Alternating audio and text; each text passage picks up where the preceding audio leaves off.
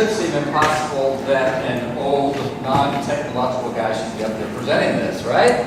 We came up with the Mission Impossible theme, having to do with our name, Mission Impact.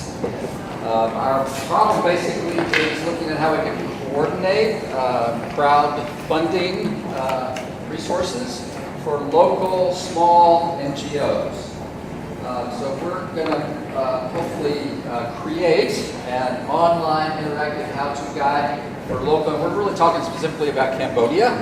There are many local NGOs who, and many of them have little or no clue about how to raise funds, especially in as relatively new as crowdfunding.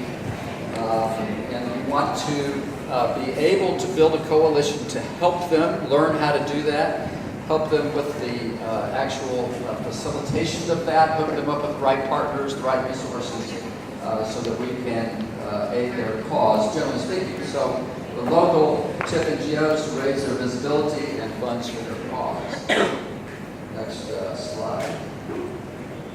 So, yeah, we've got these, I've mentioned some of this already, but small organizations that lack access to funding, knowledge, or expertise in crowdfunding is minimal or non-existent. So we have the need to increase funding, have more accountability, and expand the networks for those organizations. Accountability has a lot to do with vetting. We had the idea along the way that we can actually, the coalition can help vet those small organizations, and we can educate them in terms of how to really vet themselves. They can realize the value of having a reputation and credibility to the outside community and help them to build that reputation and that accountability and reliability. Okay, next. So the proposed solution is the online guide to help these small TIP organizations to build and launch crowdfunding campaigns and to build that visibility, raise the funds. We run, hopefully, as a partnership with this probably should say we narrowed a little bit to Cambodia, diaspora organizations, I guess primarily in the United States, but other places as well, which would then partner with a coalition partner. We would probably look to approach an organization like Chapdai to see if we could talk to them or somebody else into putting the link so we have a little bit more access to the people that might come and look at their site that this coalition itself might not have.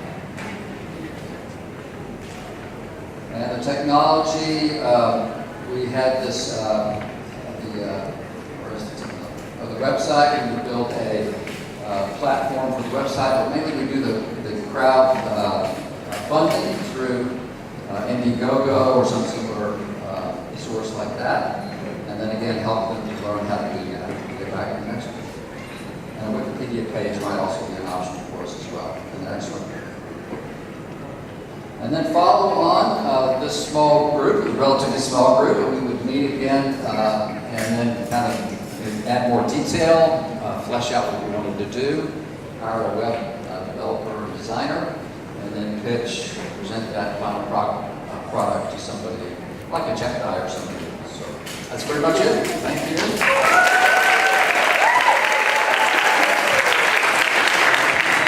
We have one Q&A question from one of the judges. Does one of the judges have a question?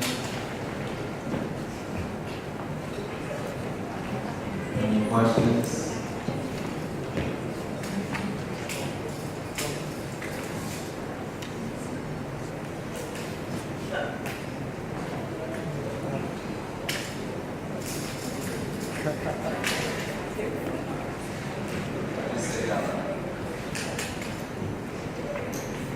So how are you thinking about partnering with organizations in the diaspora? How are you going to mobilize them and advocate to them? That's something we didn't give a whole lot of thought to, but we thought mainly about the target audience, who's that going to be, and that's going to be most, as we identify, Cambodians living in the United States who have interest in these things just naturally, and other groups of people that may have an interest in the trafficking issue.